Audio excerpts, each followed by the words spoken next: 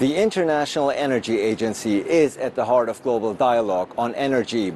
It aims to help countries provide secure, affordable and sustainable energy. But with rising oil prices, geopolitical uncertainties and climate change, it faces no shortage of challenges. I sat down with the IEA's Executive Director, Fatih Birol, to discuss the agency's most pressing issues. I'm Aslan, and this is One on One. Fatih Birol, thank you so much for joining us. Thank you very much for your visit to Paris and to International Energy Agency.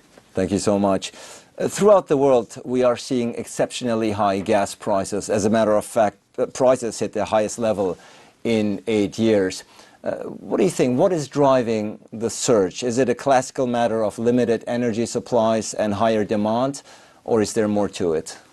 So there are a few reasons why we see such high natural gas prices, especially in Europe. But two of them are critical. One of them is after the COVID crisis, when the European economy, global economy, started to recover, it gave a big boost to gas use, gas consumption. We have seen the industries, the fabrics and so on have started to run. We have seen the electricity demand to increase. This would mean huge, very high level of gas demand growth. This is one. Second, to meet that demand, of course, you need to get natural gas to Europe. And about 40% of natural gas to Europe comes from Russia. And Russia, while the demand is so high, in fact reduced significantly its gas deliveries to Europe.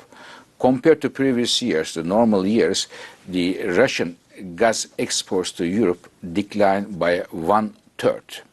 So as a result of that huge demand growth, less gas coming from the main supplier from Russia, we have seen very high natural gas prices in Europe, 5-6 times compared to the normal averages. And since gas is used widely to produce electricity, this gave also a big boost to electricity prices. So today in Europe, we are seeing record natural gas prices and record electricity prices, and it seems that this may well continue for some months to come. Russia's actions in Eastern Europe has also prompted Germany to halt the Nord Stream 2 gas pipeline, of course, which was supposed to transport Russian gas to Germany via the Baltic states. Was that the right decision? I think Germany has legitimate grounds to make this decision, and as you well know, this has been a long discussion between the political parties in Germany, and also German government and several European governments. And the day before yesterday, the Chancellor, Olaf Scholz, decided to stop for the time being. And I think this is a turning point in the relationship of Russia and Germany, which has a historical roots, to be honest with you. And the halting of Nord Stream 2 is something that the Americans have advocated for a very long time. Yes. Of course, at the end of the day, it's the consumers which are primarily and negatively impacted by all of this, by high energy bills. The IEA is advising governments on how to provide affordable energy to their customers. What can governments do at this particular point? How can they help their citizens? I mean, there are some short-term measures and there are some also structural long-term measures. In the short term, many governments today providing direct or indirect subsidies to the rather poorer segments of the population, which is well understood. But I think in the longer term, governments need to look at the different options than importing gas from one major country. Today it is Russia, it could be somebody else, it can be another country, but especially Russia has a tendency, to be honest with you, mixing the geopolitical ambitions and energy here. I see that there is a big interest, growing interest to make use of renewable energies, solar, wind, hydropower. In some countries, they are looking at, not in Germany, but others, nuclear power. For example, in France, where we are, President Macron came only a few weeks ago, a major nuclear renaissance program. So is UK, so is United States and others. So people are looking for different options rather than gas. And also, I would also mention that when they make these energy decisions, governments on one hand looking at the energy security, geopolitical implications, but there is another important driver of the energy policy decisions, which is climate change. Because energy is the main responsible sector for climate change, governments are trying to use more clean energy options vis-à-vis the dirty ones. Indeed, climate change, a big issue for Yes. you, a big issue for the globe, as a matter of fact. Particularly in light of the fact that energy accounts for 2/3 of total greenhouse gas. So the energy sector is a central player here in the efforts to reduce emissions and combat climate change. And you yourself, of course, have spoken extensively about the need to reduce the supply and demand for fossil fuels. Nevertheless, if we're looking at the numbers, Fatih Birol, CO2 emissions have actually increased by more than 4% last year. That's the largest single increase in a decade. Are we heading in the wrong direction, or is this just a short-term pandemic-related delay? A very good question. So in Glasgow, there was a major meeting of the world leaders only a few months ago. This is a climate summit. All the world leaders came, and more than 100 countries commit themselves to reduce the emissions, because this planet belongs to all of us. It doesn't belong to France, nothing to China or US or Turkey or Argentina, all of us. So more than 100 countries said, we are going to reduce our emissions, commit themselves. But when you look at the numbers, as you stated, our numbers, the development is exactly the opposite direction. The emissions are increasing. Commitments to reduce the emissions are also increasing. So there is a growing gap between the rhetoric and what is happening in the real life. We are, as of this year, we are going to announce country by country what they said and what happened, and to make it publicly known. I think many countries are not getting good marks from that major advanced economies. And here, of course, I have to differentiate the major economies, advanced economies, and also the developing countries as well. Yeah, indeed. You said there is a gap between the rhetoric and the actions, actually, the decisions being implemented. COP26, of course, in Glasgow. A lot of the announcements were made, a lot of pledges, a lot of promises to bring clean energy to all within a short amount of time, to bring CO2 emissions to net zero by 2015. It's very clear that the world here needs leadership on climate change. Who's leading? I think in terms of countries, there are leaders on the advanced economies, but there are also leaders on the emerging countries. For example, India is making major achievements. When you look at India, in terms of solar energy, they are running a big game, and one after another they are breaking records. Also, we are seeing in Europe, many European countries are doing a good job. United States are trying to catch up, and China also one of the leaders of the clean energy in terms of electric cars, in terms of solar, wind, others. So globally, if we look at globally, we are seeing that while fossil fuels, oil, gas and coal dominate the game for the time being, we are seeing a new clean energy system is also emerging. Solar, wind, electric cars, hydrogen, nuclear, they're also coming slowly in the picture. So at least on paper, most, if not all, countries agree that something needs to be done here. But interestingly enough, some are blaming the high prices, gas and oil prices, on the green energy transition. They're saying the phasing out of coal has driven up the need for natural gas. So do governments at this particular point need to carefully more balance the green transition with affordability and energy security? It's a delicate act, isn't it? It's another good question. So we have two big jobs today. One is to have a secure and affordable, cheap energy. But at the same time, we have to have a livable planet to address the climate change issue. So there will be a transition from the fossil fuels to clean energy. And this transition will not be easy. It needs to be well managed by the governments. If it is not well managed, we will see a lot of volatility in the prices. As we see here, a lot of high price periods. So it will not be easy. It will not be a rose garden, to be honest with you. If we have a good government or bad government, we will understand from the way how they are managing to transition from the dirty fossil fuel dominated risky energy system what we have today to a cleaner and safer energy system tomorrow. So this will be the government's job. Yeah, absolutely. So a careful balance between the green transition and providing affordable and secure energy is certainly not an easy feat by any stretch of the imagination. We talked about supply and demand in the very beginning with gas and oil prices are surging. Yet OPEC and its allies appear in no rush to increase outputs.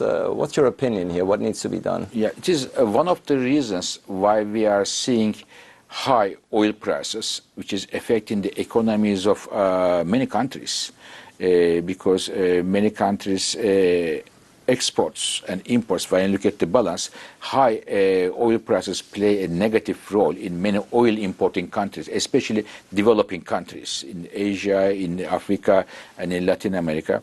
And a key reason here is that the OPEC countries said we are going to increase the production by 400,000 barrels per day, a significant amount, which they can easily do. But again here, what they said they would do and what they are doing, there's a big gap. They are not able to keep up their promises, and there is enough oil in their fields, but they are not bringing it to the markets, and as a result, we are seeing high oil prices, which is, I think, bringing the global economy in a danger zone with these prices close to $100 today. And the IEA, speaking of a delicate matter and a balancing act, you have advocated for a quick transition towards cleaner fuels, yet in recent days, and here too, if I understand correctly, you've been calling on major oil producers to increase their outputs. How do you reconcile these two opposing demands? Yeah. So they have enough oil today in their fields, and the global oil demand is so high this year, again coming back from the lows of the COVID times, and this demand had to be met. And they are the producers here, they have oil.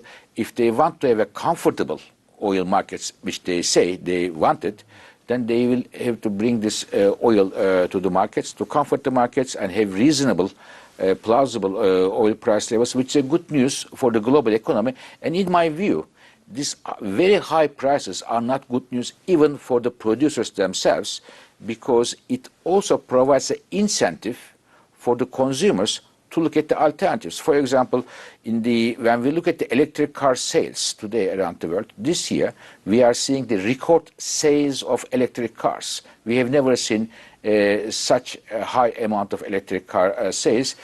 One of the reasons for this is people look, the oil prices are so high, and I buy a car which may be a bit more expensive than the traditional cars, but it is not linked to diesel or gasoline prices, which is driven by the OPEC producers. Yeah. At the end of the day, I think the situation is clear what needs to be done here. But the IEA has certainly advocated against new oil investments. But at the end of the day, the fiscal strain being caused by high fuel costs, especially on emerging economies, is limiting their ability, again, to invest in cleaner technologies. A bit of a vicious cycle here. Should the same yardstick apply to all countries, considering the fact that it's only a handful of advanced economies really that are responsible for the vast emissions, the global emissions. Yeah. So global emissions, the climate change we have today, it is not an issue of today. It is since 100 years. UK, United States, I don't know, European countries, while they were going to the Industrial Revolution, they use a lot of coal and put a lot of carbon in the atmosphere. There's an accumulation of the carbon in the atmosphere. And now we have to minimize or reduce that carbon dioxide emissions. And the biggest part of the problem is on the shoulders of the advanced economies. For example, Africa. Africa is a huge continent, and in Africa's share in the problem, entire climate change problems, less than 2%. But climate change will affect Africa the most in terms of droughts, in terms of the typhoons, in terms of other problems. So if we want to find a solution to climate change, the big chunk of the burden should be taken care of by the rich advanced economies and help the developing countries to push clean energy in their systems, as well as at home advanced economies need to make most of the clean energy options. So there is a need for huge amount of investments for clean energy, and I believe in the rich countries clean energy options and the capital will meet, but it will be very difficult in Africa, Asia, or Latin America. Here, there is a need for the advanced economies to support those economies. You've already alluded to the negative impact that the pandemic has had on the energy sector. Certainly the lockdowns, the repeated lockdowns were devastating. And the number of people without access to electricity have actually risen during the pandemic. And you've spoken about the need that more energy diversification is needed. Do you see a risk out there that energy security can not be provided by some emerging economies? At least we're seeing increased power cuts. Do you think that energy security is at risk, that we can realistically run out of gas? Yeah. In some countries, yes, you are right. In some countries, we have to make sure that the energy demand is met by the supply and bringing energy there. But there are some countries, for example, we talk about Africa. In Africa, can you believe it, 50%, every second person doesn't have electricity at all. And Africa is the continent where you have the biggest amount of solar potential, huge solar potential. And it's very cheap. Just let me give you an example. Tomorrow I go to Belgium. Okay, think about Belgium in the world map, how big Belgium is, and the entire African continent. The amount of electricity Belgium produces from solar is more than entire African continent. Look at the sizes of these two regions and the amount of solar Belgium gets and the Africa gets. It is really, if I may, it is really, in quote, it's criminal. This is amazing.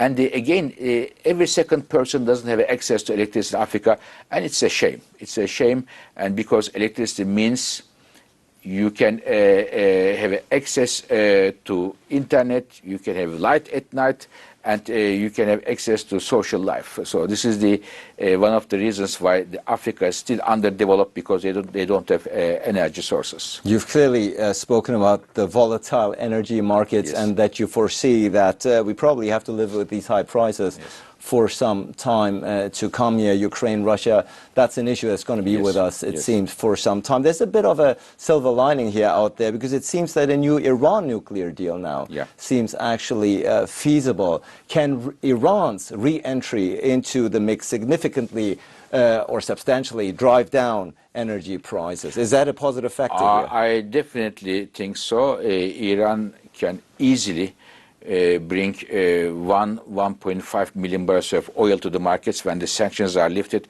This will provide a significant comfort to the oil markets, and this will be definitely good news for the oil prices coming down and providing some comfort to the global economy.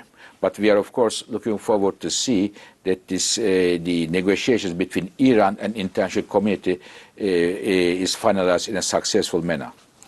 Rising oil prices, geopolitical uncertainties, climate change, a lot of on your plate here. Yeah. Looking into the future, of course, you are a very, very influential voice here. Time magazine has named you one of the most 100 influential person in the world. Your opinion matters in this field. Are you optimistic about the future? Do you think that we will be able, perhaps with the help of digitalization and AI, create a cleaner and more sustainable energy system and world out there? Very much so, because here my optimism comes from the numbers. I am a man who makes his hands dirty with data. I look every day, thousands of data, what's happening in the world. I see that the clean energy, new energy is coming very strongly. It is the solar, it is the wind, it is hydropower, it is the, as you mentioned, digitalization, efficiency, the hydrogen, new nuclear and electric cars. It is coming very strongly, and the future belongs to clean energy. As I said, it will not be easy. It will be a bumpy road, but we will see a clean energy future in the next years to come. And here I trust younger generations. They are very much having the ownership of the clean energy, and thanks to their efforts, we are going to see clean energy will dominate the global energy system in the next years to come. As such, I am very optimistic. Fatih Birol, thank you so much for your time. Thank you very much. Thank you.